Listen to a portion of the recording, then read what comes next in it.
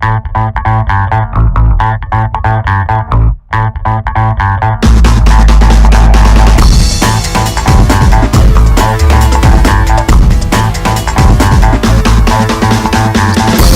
Johnathan Kayne here with In Style Country, and I am so excited about our interview today. We are going to get a little insight into the amazing creative brain of Manuel, one of the most iconic designers in Nashville. So thank you, Manuel, for being here and for talking with In Style Country today. How are you? It's always a pleasure to do this, and to talk about fashion is like it's like talking about spaghetti in an Italian restaurant. It's just, I am right at my thing. Absolutely. It's definitely your thing. Fashion is definitely your thing. And as a designer here in Nashville, a younger designer, it is so inspiring not only to get to meet you, but to study your work and your career and see how much success you've had. What would you say has been one of your proudest moments for you as a designer? When it comes to putting out the best work, the quality and stuff, believe me, the developing of that pride, although it takes years and years and years, you can't do it overnight, Johnathan. Sure. This is like a lifetime thing, a lifetime affair. Sure. Very much like the marriage in the Little Blue Book, Sure, absolutely. Well, speaking of a lifetime, literally, you are such a legend as a designer, and you've dressed everyone from Madonna to Elvis Presley to Dolly Parton, one of my absolute favorites. Has there been, of everyone you've worked with, Johnny Cash, everyone, has there been someone that stuck out as just really, really awesome to work with, or you were really inspired to design for them? There has been so many of them. When you see so much beauty in Sophia Loren and Raquel Welch and the Gabor sisters and all these beautiful people like Linda Ronstadt, Deborah Winger, you name it, all these people that came to my life. And then you see also attractive, handsome people like Gregory Peck, like, oh my God, Robert Taylor, Robert Mitchum, a lot of cowboys, because when I was in LA, there was nothing but Westerns for a lot of years, maybe 25, 30 years. Sure. So I know the John Waynes, and I know all those people, the John McIntyres, every one of them. And the wannabe cowboys, like my beautiful, great friend, Burt Reynolds, who was kind of a muscle, different type of guy, and the same with Sylvester Stallone. Marlon was different because he instituted in him the act of the acts. He was a tremendous, tremendous actor. Wow. Marlon? Yes. Marlon Brando? So that's the person, my friend for 19 or more years. I mean, cultivating each other's friendship. After just, an occasional movie that I would do, wardrobes, that is. I don't do. You're not an actor. Yeah. Not at all. I hate that.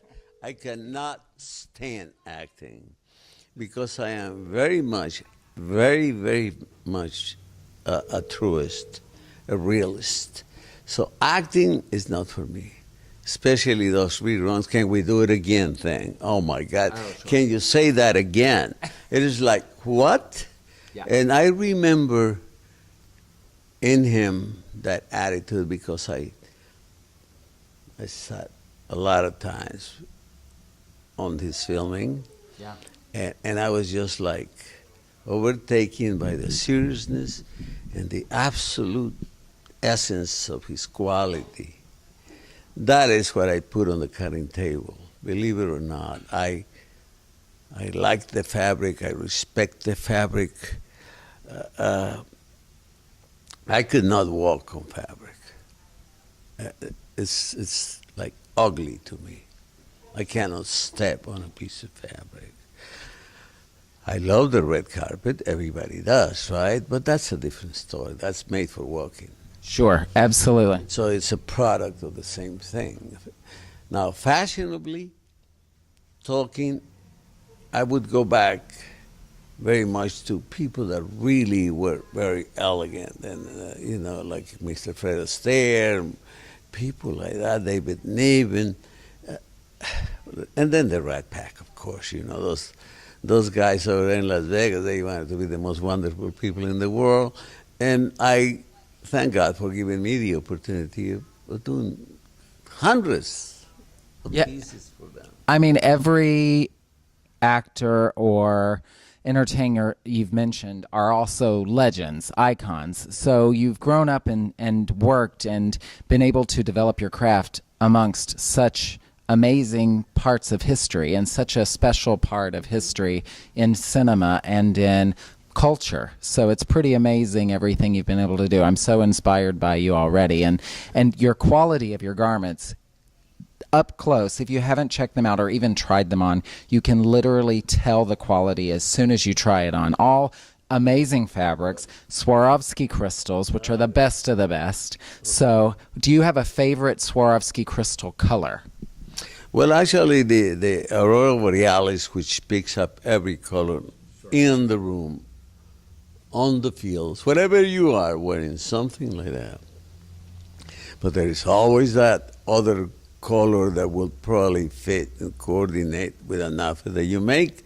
Sure. So, it kind of Depends on the design. wow and use them. But the Aurora Borealis is probably the one and only. It's the only one that should have existed. But hey, I'm not going there. Absolutely. But, don't want to let out. Since you asked me for favorite people, Dwight Yoakam, Marty Stewart, Marty Robbins, Porter Wagoner, Johnny Cash.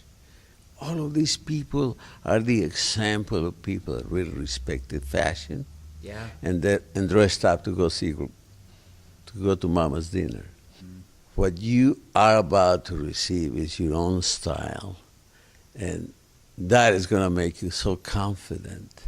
If you're an actor, if you're a singer, if you're a dancer, all you have to do is, if you have anything to worry about, will be your craft, but not your dressage. Yeah. You'll be there confident that you have best and the unique piece that distinguishes you from anybody else. Yeah. To me, that is what fashion was meant to be, but we understand that fashion is everything that hangs on racks all over the world. Style is what is in your closet. And you should have a tremendous respect for that area. That is your temple, your castle, whatever, your cave, whatever it is, your hideaway. But that's where you put your treasures. Yeah. And when Absolutely. you walk out of your house, and we all do, and we all look at the mirror like we forgot who we were. but it's great to know that at that moment you're just ready to be the Alpha man or the whatever. I mean, the Athenia, whatever. Yeah. But it's beautiful to have that confidence. And that's what we're after. Sometimes when we talk about fashion and style, there's out there sour pussies that understand nothing about the two things. So they think, like in my case, I heard comments from singers and stuff. All he wants to do is just put us in rhinestones and embroidery. I said, that's not right. I don't even want you to buy my pieces. I've been, like, for years and years in a certain stage of my life where I want to make pieces and I don't want anybody wrong buying them. Yeah, no, they should understand and respect, you and your craft and your love and heart that goes into every garment. So, and yeah, I think you have plenty of fans that show that. And one thing I've learned as a designer in my journey so far is your designs or your aesthetic, it's not going to be for everybody. But if you put the quality and the heart in there, if they love fashion and can respect quality, then they can at least admire that, whether it's their style or not. That lady is 90 years old. Look at her. She's really like 17 years old. Let her do. Yeah, I agree. Absolutely. What's wrong with the spirit? Really? I mean, come on. Yeah. No, It's not on the shell. It's inside, right, where the pearl rests.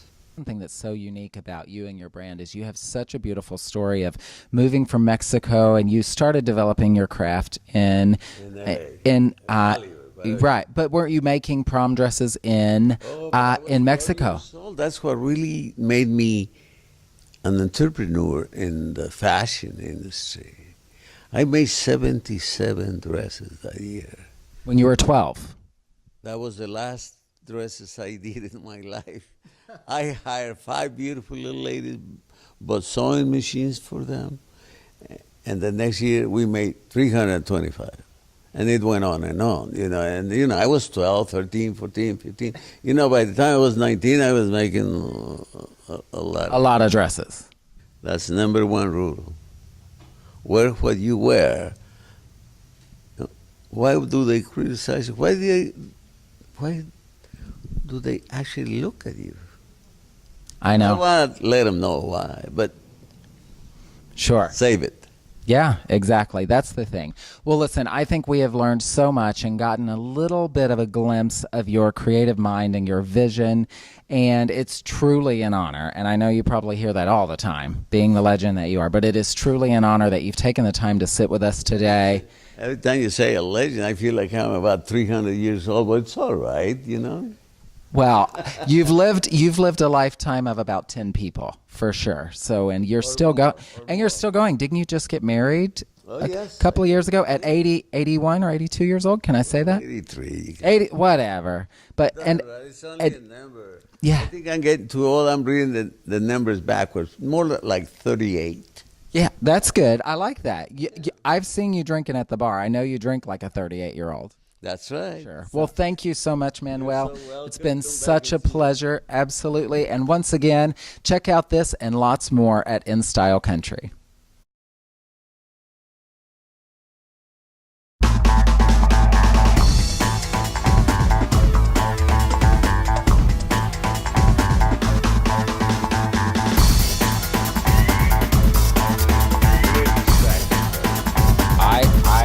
I know. It's all right. So many pretty women. I can't handle it. You can handle it or you can't handle it? I can. Okay. I know you're a lady. After 500 years of age, I know Yeah. my sexual life can drastically change. It's very much like my trips to Australia. Okay. Once every 5 years, kind of. Oh, absolutely. But that's not how it used to be because you're a ladies' man. I've been all over. Yeah. Thank Okay. God. Okay, we're gonna start now. Quit all this Yeah. embarrassing. No, it's not embarrassing. I love it.